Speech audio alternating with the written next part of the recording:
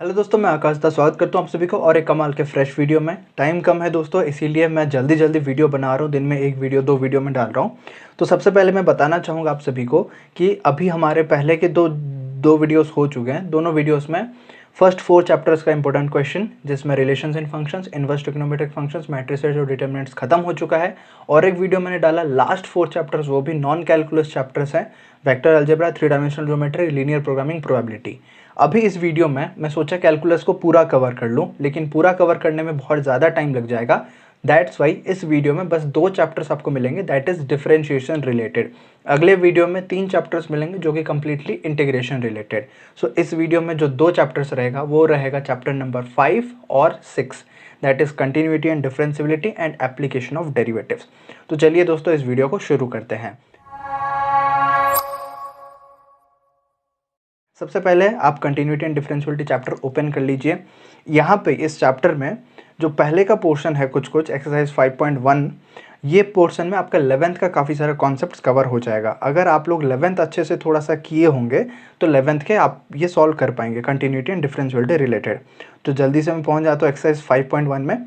और ये चैप्टर्स में मुझे काफ़ी ज़्यादा चीज़ इंपॉर्टेंट देखने को मिल रहा है, क्योंकि हर एक क्वेश्चन अपने आप में एक वेराइटी है। प्रीवियस ईयर पेपर्स भी आप चेक करना। एक दोस्त मुझे लिख रहे थे कमेंट सेक्शन में कि सर आप बिल्कुल सही निकले, आपने जो इंपॉर्टेंट क्वेश्चन बताया वही क्वेश्चन मुझे सैम्पल पेपर में मैच करता हुआ मिल गया। इससे खुशी की बात और क्या हो सकती है बताओ। आप खुद थोड़ा सा और मेहनत करोगे और भी आपको क्वेश्चन ऐसे मैच करते हुए देखेंगे। प्रीवियस ईयर में भी मेरे द्वारा बोला गया इंपॉर्टेंट क्वेश्चन प्रीवियस ईयर में उनको देखने को मिला। तो आप भी प्रीवियस ईयर अपने से करना स्टार्ट कर लीजिए और मेरे इंपॉर्टेंट क्वेश्चन को ज़रूर से कीजिएगा सॉल्व। 5.1 में सबसे पहला जो इंपॉर्टेंट क्वेश्चन मुझे यहाँ पे दिख रहा है वो रहा 3 का सी और डी। ठीक है, 3 का सी और डी। अब नेक्स्ट इंपॉर्टेंट है क्वेश्चन नंबर 5 को मार्क कर लीजिए अपने बुक में, आप जैसे हमेशा से मार्क करते आ रहे हैं। क्वेश्चन नंबर 7 को मार्क कर लीजिए। 7 के बाद 9 भी इंपॉर्टेंट है। 9 के बाद इंपॉर्टेंट है 12। 12 के बाद आपको काफ़ी सारा क्वेश्चन मिलेगा, लेकिन मैंने कुछ स्पेसिफिक क्वेश्चन यहाँ पे आपको इंपॉर्टेंट बताया हुआ है। 9 के बाद 12, 12 के बाद 15 को मार्क कर लीजिए। 15 के बाद 17 को मार्क कीजिए। 17 के बाद यहाँ पे अभी कंटिन्यूस काफ़ी सारा इंपॉर्टेंट देखने को मिलेगा। 18 भी इंपॉर्टेंट है, फिर 19 भी इंपॉर्टेंट है। मैं नोटपैड में लिखा हुआ हूँ, वहाँ से देख के अभी मार्क कर रहा हूँ। तो 17, 18, 19 हो गया। इसके बाद 22 का पहला बिट, 22 का यहाँ पे क्या बोला जा रहा है। हाँ, 22 का आप सारा कर सकते हैं डिस्कस कर सकते हैं। 1 और 4 में पर्टिकुलरली बोलूँगा, ठीक है, यानी कि कोसाइन और कॉट का, ये दोनों का आप मार्क कर लीजिए 22 का। फिर इसके बाद 24 हम मार्क कर लेते हैं। 24 इंपॉर्टेंट बन जाता है। 24 के बाद नेक्स्ट इंपॉर्टेंट है 26। सो 26 से लेकर 30 तक, हाँ 26 से लेकर 30 तक मैं बोलूँगा सारा ही क्वेश्चन इंपॉर्टेंट है, क्योंकि ये एक ना एक बार प्रीवियस ईयर में पूछा गया है। मैंने खुद सॉल्व किया है 30 साल के प्रीवियस ईयर्स, तो वहाँ पे मुझे दिखाया कि ये सारे क्वेश्चंस इंपॉर्टेंट है। बट फिर भी आप बस नॉलेज पर्पज़ के लिए कर रहे हैं, टाइम कम के कर रहे हैं, तो अल्टरनेटिव क्वेश्चन कर लीजिए। 26 इंपॉर्टेंट, फिर 28 इंपॉर्टेंट, फिर 30 इंपॉर्टेंट। 30 तो जैसे भी करके करना ही है। ए और बी यहाँ पे दोनों वैल्यू पूछा है, बाकी सब में के का वैल्यू एक एक पूछा है। सो दैट्स वाई यहाँ पे आप 26, 28 और 30 मार्क कर लीजिए। 30 के बाद नेक्स्ट जो अगला इंपॉर्टेंट रहेगा वो है 40। आपको पॉइंट्स ऑफ डिसकंटिन्यूटी निकालना है यहाँ पे। एक्सरसाइज 5.1 हो जाने के बाद 5.2 की बात करते हैं, डिफरेंशियबिलिटी। तो डिफरेंशियबिलिटी में कुछ सिलेक्टेड 5 क्वेश्चंस इंपॉर्टेंट है 5.2 में। चेन रूल यहाँ पे आपको पढ़ना पड़ेगा। सो 10 क्वेश्चन है, 10 में से 5 मेरे इंपॉर्टेंट क्वेश्चन बन जाते हैं, जो कि है क्वेश्चन नंबर 4, क्वेश्चन नंबर 6, फिर 7, 9 और 10। ठीक है, ये 5 क्वेश्चन को आप मार्क कर लीजिए। इसके बाद हम आगे चलते हैं 5.3 में। 5.3 में आपको वैसे ही काफ़ी सारे रूल्स फार्मूला देखने को मिल जाएगा। ये रहा 5.3। सो 5.3 के बेसिस पे मैं आपको मार्क करवा दूंगा। यहाँ पे टोटल कितने क्वेश्चन है मैं बता देता हूँ, 15 क्वेश्चन है। सो 15 में से 8 क्वेश्चन यहाँ पे इंपॉर्टेंट बनते हैं, यानी कि एक अच्छा टॉपिक है यहाँ पे। यहाँ पे ऊपर देख लीजिए जो इन्वर्स ट्रिग्नोमेट्रिक फंक्शंस का फॉर्मूला है, ये सारे फॉर्मूले को आप एक बार अच्छे से पढ़ने की कोशिश कीजिए, तो आपको अच्छा लगेगा कि अच्छा ये सब चीज़ भी होता है, ऐसे होता है, राइट। सो 5.3 की बात कर रहे थे, हो गया। 5.3 में यहाँ पे क्वेश्चन नंबर 4 को मार्क कर लो, फिर 6 को, 6 के बाद 7, 7 के बाद 4 हो गया ना, 4, अच्छा 6 नहीं था, सॉरी 6 नहीं था। 4 के बाद 7, 7 के बाद 9, 9 के बाद 10 और 11, ठीक है, 10, 11 के बाद 12, 13, ओके 12, 13, फिर 15। इतना इंपॉर्टेंट बन जाता है यहाँ पे एक्सरसाइज 5.3 में। इसके बाद 5.4 में चलते हैं एक्सपोनेंशियल लॉगरिथम। यहाँ पे छोटा छोटा टॉपिक्स है, इसीलिए बहुत ज़्यादा नंबर ऑफ एक्सरसाइजेस है। टोटल एक्सरसाइज देखेंगे तो यहाँ पे 8 एक्सरसाइज मिसलेनियस को मिला के 9 एक्सरसाइजेस बन जाते हैं। सो इसीलिए थोड़ा सा टिपिकल बन जाते हैं एक्सरसाइज, बट छोटा छोटा एक्सरसाइज है। 10 क्वेश्चन है हर एक्सरसाइज में, 10, 12, 15 क्वेश्चन है। तो 5.4 में मेरा बनता है यहाँ पे 3 इंपॉर्टेंट क्वेश्चन। क्वेश्चन नंबर 4 को मार्क कर लो, 4 के बाद फिर 7 को मार्क कर लो और 10 को मार्क कर लो, 4, 7 और 10। नेक्स्ट लॉगरिथमिक डिफरेंशिएशन, ये एक one of the important topics में से है लॉगरिथमिक डिफरेंशिएशन। मैं यहाँ पे जो आपको 5.5 से इम्पोर्टेंट बोलना चाहूँगा वो कुछ ज़्यादा ही क्वेश्चन है भाई। सो डोंट वरी, ऐसा मत बोलना कि ये सारा ही क्वेश्चन मैंने इंपॉर्टेंट बता दिया। 1000 क्वेश्चन है, मतलब हज़ारों में क्वेश्चन है। आप पूरे एनसीईआरटी देखोगे तो उसमें से कुछ सैकड़ों क्वेश्चन मैं सिलेक्ट करके आपको हमेशा बताते आ रहा हूँ। सो 1 हो गया, 3 हो गया, फिर 6, 7 दोनों को मार्क कर लो। आप सॉल्व करना सीख जाओगे। ये क्वेश्चन इतना इंपॉर्टेंट है ना भाई, प्रीवियस ईयर में काफ़ी बार देखने को मिलेगा। फिर अगला 9 है, इसको भी आप स्टार मार्क कर लो। ये सारा क्वेश्चन जो है ना प्रीवियस ईयर में पूछा गया है। आप सैम्पल पेपर भी निकाल लो, देखने को मिलेगा ये सब चीज़। सो 6, 7, 9 हो गया, फिर 10 हो गया, फिर 11 हो गया। ये सारे प्रीवियस ईयर में पूछे गए हैं भाई।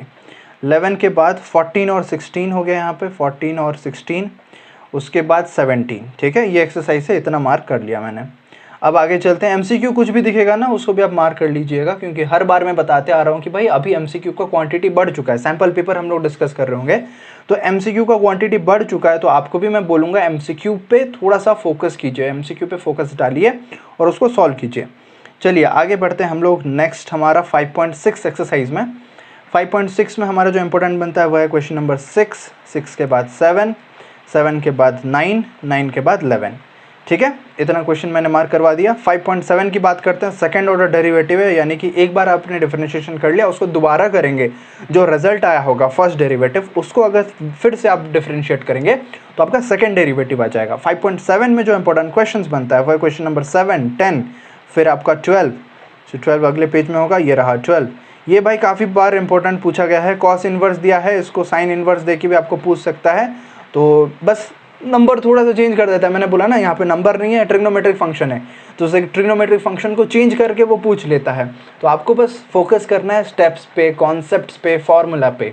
बाकी जो वैल्यूज़ वो तो चेंज होते रहेंगे। मेरे टाइम पे ये सेम क्वेश्चन पूछा गया था, वैल्यू को चेंज करके कॉस इनवर्स की जगह सेक इनवर्स या फिर साइन इनवर्स कुछ दिया गया था, उसको डिफरेंशिएट करना था, डबल डेरिवेटिव निकालना था। सो 12 मार्क हो गया। 12 के बाद 13 भी मार्क कर लो, 14 और उसके बाद 17। 12, 13, 14, 17 मार्क हो गया बेटा। बहुत इजीली अभी हम लोग इतना पहुंच गए हैं। मीन वैल्यू थ्योरम और यहाँ पे रोल्स थ्योरम, ये जो दो है ना, लैग्रेंजेस मीन वैल्यू थ्योरम, इसको आप क्या कर लो, यहाँ पे लिख लो। क्या लिखोगे? डिलीटेड। ठीक है, ये पूरा डिलीट हो चुका है एक्सरसाइज। अभी मिसलेनियस तक पहुँच गए हैं, तो मिसलेनियस बात करते हैं, फिर एग्जाम्पल्स की बात करेंगे। सो मिसलेनियस में हमारा जो इंपॉर्टेंट क्वेश्चन बनता है, ढेर सारा क्वेश्चन है भाई। क्वेश्चन नंबर 5 है, 6 है, उसके बाद 7, फिर 9, 9 के बाद 11, 11 के बाद 13, 11 के बाद 13 और 14, 13, 14 के बाद 15 भी इंपॉर्टेंट है भाई। देखो कितना बड़ा सा चीज़ है, लेकिन डरो मत, इजी है। सॉल्यूशन देख रहे हो ना, यूट्यूब से देख रहे हो सॉल्यूशन, सो सॉल्यूशन देख के आप करो इसको। अगले साल तक शायद मैं अभी सॉल्यूशन निकाल के डाल दूँ। 16, 17, फिर 19 हो जाएगा, 19 के बाद फिर 23, आखिरी क्वेश्चन। समझ में आ गया? तो इतने क्वेश्चन थे। अभी एग्जाम्पल्स की बात कर लेते हैं। एग्जाम्पल्स में ढेर सारे एग्जाम्पल्स है, उसमें से मैं कुछ चुनिंदे एग्जाम्पल्स आपको मैं बताता हूँ। सबसे पहले जो इंपॉर्टेंट एग्जाम्पल बनता है वो है एग्जाम्पल नंबर 4, तो 4 को आप मार्क कर लो। एग्जाम्पल 4 के बाद अगला जो इंपॉर्टेंट एग्जाम्पल दिखे, काफ़ी सारे डिलीटेड भी है, लास्ट वाला पार्ट डिलीटेड है ना इस चैप्टर में, इसीलिए मैंने उसको बताया नहीं। नेक्स्ट इंपॉर्टेंट एग्जाम्पल है एग्जाम्पल नंबर 11, 11 के बाद इंपॉर्टेंट एग्जाम्पल है 13, सो एग्जाम्पल 13 को मार्क कर लो। 13 के बाद है 15, ये रहा 15, सो 15 को आप मार्क कर लो। 15 के बाद आगे चलते हैं हम लोग 17 के पास, तो 17 हमें मिल गया यहाँ पे, तो 17 इंपॉर्टेंट मार्क कर लो। 17 के बाद अगला इंपॉर्टेंट बन जाएगा 20, तो एग्जाम्पल 20 को मार्क कर लो। 20 के बाद इंपॉर्टेंट बन जाएगा 23, सो 23 को मार्क करते हैं। चलिए मिल जाए मुझे जल्दी, डिफरेंशिएबिलिटी से रिलेटेड है 23, है ना। सो 23 बेटा, आप भी पेज निकाल लो ना, पेज नंबर मैं आपको बता दूंगा, ये रहा पेज नंबर 165, पेज नंबर 165 में ये रहा 23, सो 23 इंपॉर्टेंट है। फिर 26 इंपॉर्टेंट है। ठीक है, देखो सारा एग्जाम्पल मैं नहीं बता रहा हूँ, कुछ सिलेक्टेड एग्जाम्पल्स इंपॉर्टेंट बता रहा हूँ। 26 इंपॉर्टेंट है। और एक बात यहाँ पे बीच में डाउट आया था कि भैया या फिर सर हमें बता दीजिए कि कौन सा पहले करें, मिसलेनियस को पहले करें, एक्सरसाइज को पहले करें या फिर एग्जाम्पल्स को पहले करें। बेटा एग्जाम्पल्स को पहले करो क्योंकि वहाँ पे ऑलरेडी सॉल्यूशन गिवन है, उसको एक बार करके समझ जाओगे इजी लेवल से डिफ़िकल्ट लेवल तक, तब आप एक्सरसाइज शुरू करना। तो जिस पैटर्न का आप ऑलरेडी एग्जाम्पल में किए होगे उसी पैटर्न का आपको दिख जाएगा एक्सरसाइज में। जब एक्सरसाइज और एग्जाम्पल क्लियर हो जाएगा, सबसे टफ लेवल आता है मिसलेनियस, पूरे चैप्टर को मिला के मिसलेनियस दे देता है, देन आप मिसलेनियस में एंटर करना। समझ में आ गया? वेरी गुड बेटा, समझ जाते हो आप, बहुत तेज हो आप लोग। 29 पे चलते हैं, नेक्स्ट इंपॉर्टेंट है 29 एग्जाम्पल। ठीक है, एग्जाम्पल नंबर 29 ये रहा। 29 का सेलेक्टेड है 2 बिट, दूसरा और तीसरा। ठीक है, दूसरा और तीसरा को इंपॉर्टेंट मार्क कर लो। फिर 30 एग्जाम्पल 30, भाई देखो कितना सारा टॉपिक्स है, इसीलिए इतना एग्जाम्पल्स और इतना एक्सरसाइजेस बनता है। तो एग्जाम्पल 30 हो गया, 30 के बाद हम 32 में पहुंच जाएंगे, 32 को इंपॉर्टेंट कर लो, 33 भी इंपॉर्टेंट है, मार्क कर लो, और उसके बाद 36 हम लोग चलेंगे। ठीक है, 36 37 लगातार हो जाएगा। 36 बेटा कहाँ रह गए आप? अच्छा आगे रहे, ये रहा। एग्जाम्पल 36 को मार्क करो, 36 के बाद एग्जाम्पल 37 को मार्क करो, 37 के बाद 39 को मार्क करते हैं। ठीक है, सेकेंड ऑर्डर डेरिवेटिव में 39 को मार्क कर लिए। 39 के बाद 41, सो ये दिख गया हमें 41, सो एग्जाम्पल 41 मार्क कर लो। 41 के बाद 44 को मार्क करेंगे। ठीक है, कौन सा रहा 44? अच्छा, Rolle's and mean values तो ये डिलीट हो गया है, इसीलिए मिसलेनियस एग्जाम्पल्स में हम लोग आ गए हैं। तो एग्जाम्पल 44 को मार्क कर लिए, और 44 को पूरा भी मार्क करने की ज़रूरत नहीं, 2 बिट आप कर लो, दूसरा और तीसरा कर लो। ठीक है, फिर 45 का भी है। ठीक है, तो 45 का भी वैसे 2 बिट है, दूसरा और तीसरा कर लो। ठीक है, 45 का दूसरा और तीसरा, और आखिरी जो एग्जाम्पल इंपॉर्टेंट है वो है 47। तो 47 को आपने मार्क कर लिया। समझ में आ गया? तो इसके साथ खत्म होता है ये chapter, continuity and differentiability. So differentiation derivative से रिलेटेड है हमारा दूसरा चैप्टर, इसका नेक्स्ट चैप्टर जो कि एप्लीकेशन ऑफ डेरिवेटिव्स, AOD बोलते हैं। ठीक है, क्या बोलते हैं इसको? Application of derivatives. तो एप्लीकेशन ऑफ डेरिवेटिव्स में हमारा काफ़ी सारा इंपॉर्टेंट बनता है यहाँ पे। तो रेट ऑफ चेंज जो पहला टॉपिक है यहाँ पे आपको दिख रहा है ना, ये बहुत इजी टॉपिक था, ज़्यादा कुछ डिफिकल्ट नहीं था, लेकिन फिर भी CBSE ने डिलीट कर दिया। तो आपको क्या लिख लेना है? 6.1 डिलीटेड। एक क्वेश्चन आ रहा था 12.2, कमेंट में मैं पढ़ता हूँ ना, मैं हर कमेंट को पढ़ता हूँ अभी फिलहाल। तो 12.2 डिलीट हो चुका है, जो लीनियर प्रोग्रामिंग का। तो वर्ड प्रॉब्लम है इसीलिए डिलीट हो चुका है, और कुछ टॉपिक्स डिलीट हो चुके हैं, इसीलिए मेरे हिसाब से कुछ इंपॉर्टेंट नहीं लगा, कुछ इंपॉर्टेंट नहीं था, इसीलिए मैंने बोला वो डिलीट हो चुका है। तो उसको आप टेंशन मत लो, मैं जो बोलता हूँ ना, मतलब 98% मान लो कि सही बोलता हूँ, मेरे से गलती से ऐसा कुछ मिस्टेक हो गया होगा, मतलब नोटपैड में देख रहा हूँ, यहाँ मार्क कर रहा हूँ, कुछ छूट गया, ऐसा हो गया, 2% को इग्नोर कर सकते हो आप, 98% तो सही बोल रहा हूँ ना। 61, ठीक है, 61 बोल रहा हूँ, 6.1 हमारा डिलीट हो चुका है। अभी 6.2 की बात करते हैं, एप्लीकेशन ऑफ डेरिवेटिव से। जो आपने पढ़ा डेरिवेटिव, जितने टाइप्स ऑफ डेरिवेटिव्स, उसी का एप्लीकेशन है, इंक्रीजिंग डिक्रीजिंग है, फिर आपका काफ़ी सारा कर्व मिलेगा आपको, देख लो। 6.2 में पहुंच गए, यहाँ पे 6 का ई इंपॉर्टेंट, पहला मार्क कर लो 6 का ई। उसके बाद 8 और 9 को मार्क कर लो, 8 और 9 पक्का इंपॉर्टेंट है, 9 को आप स्टार भी लगा सकते हो भाई, बहुत स्पेशल और प्यार भरा क्वेश्चन है। और इसके बाद क्वेश्चन नंबर 11 को मार्क करो, 11 था ना, सॉरी 11 नहीं था हमारे पास, यहाँ पे मैंने सही मार्क किया ना, 8 9 हो गया, हाँ जी। 8 9 के बाद 12 का बी और सी मार्क कर लो, 12 का बी और सी। फिर उसके बाद 13 14 दोनों को मार्क करते हैं, 13 14 को मार्क कर लिए, फिर 17 को मार्क करेंगे और 19 को मार्क करेंगे, खत्म एक्सरसाइज 6.2। 1 तो डिलीटेड है, 2 में इतने क्वेश्चंस हो गए। 6.3 की बात करते हैं, tangents and normals, one of the very interesting and important topics. आप समझ जाओगे टेंजेंट किसको बोलते हैं और उसका परपेंडिकुलर होता है नॉर्मल, तो नॉर्मल में आपको समझ में आ जाएगा। 6.3 में टोटल क्वेश्चंस की बात करें भाई, बहुत सारा क्वेश्चन है इसमें, 27 क्वेश्चन है, तो नंबर ऑफ इंपॉर्टेंट क्वेश्चन भी बढ़ जाएंगे इसमें ऑब्वियसली।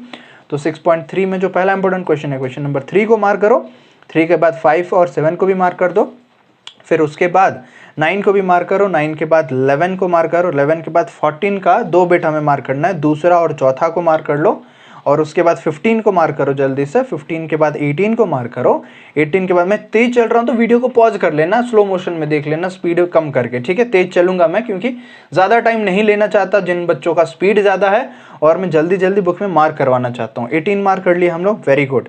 18 के बाद हमारे 21 मार्क कर लो, 21 के बाद 23, फिर 24 और फिर 26 बेटा। तो इतना मार्क हो गया। MCQ दोनों है, आप दोनों चाहो मार्क कर लो, मेरे हिसाब से पहला क्वेश्चन इंपॉर्टेंट है।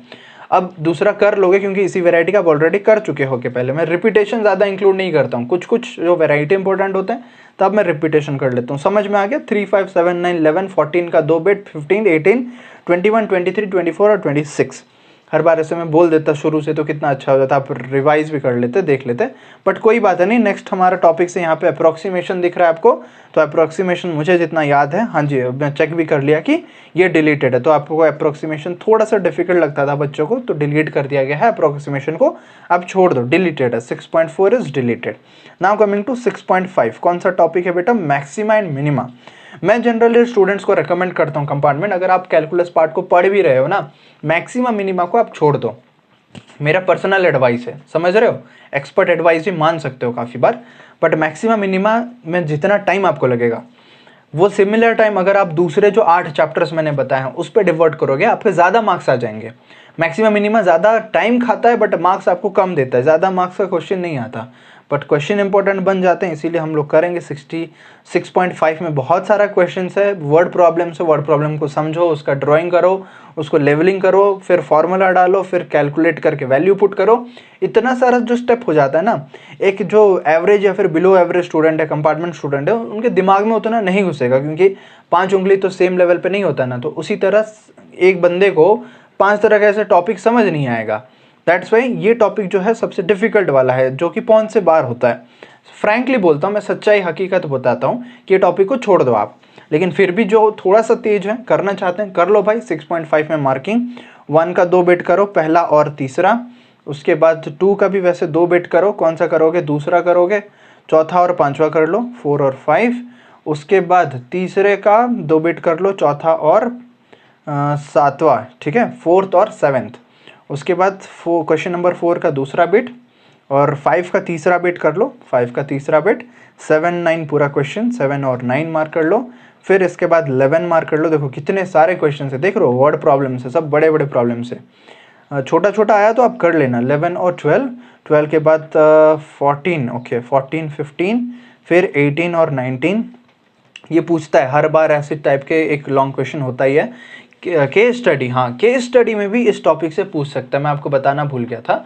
तो केस स्टडी में आप थोड़ा सा फोकस कर रहे हैं कि आप ये कर पाओ, समझ रहे हो, ये चीज़ों को, इस चीज़ों को आप थोड़ा सा केस स्टडी में समझ के अप्लाई कर पाओगे। Maximize the area, maximize the profit, minimize the loss या फिर मिनिमाइज द कॉस्ट, इस टॉपिक को अगर आप थोड़ा सा पढ़ लोगे ना यूट्यूब से, समझ आ जाएगा। केस स्टडी के लिए यार टाइम अभी बहुत कम है, अदरवाइज मैं टिप्स दे देता, लेकिन टिप्स दे दूंगा, क्वेश्चन अगर सॉल्व नहीं भी हो पाया ना, मैं आपको टिप्स दे दूंगा कि केस स्टडी बेस के लिए हम कैसे सॉल्व करेंगे। 17 हो गया, हम लोग कहाँ पे थे, हाँ जी 18 और 19 हो गया, फिर 20 की बात करते हैं। यस 20 मार्क कर लिए, 20 के बाद 23 और 24 को मार्क कर लो।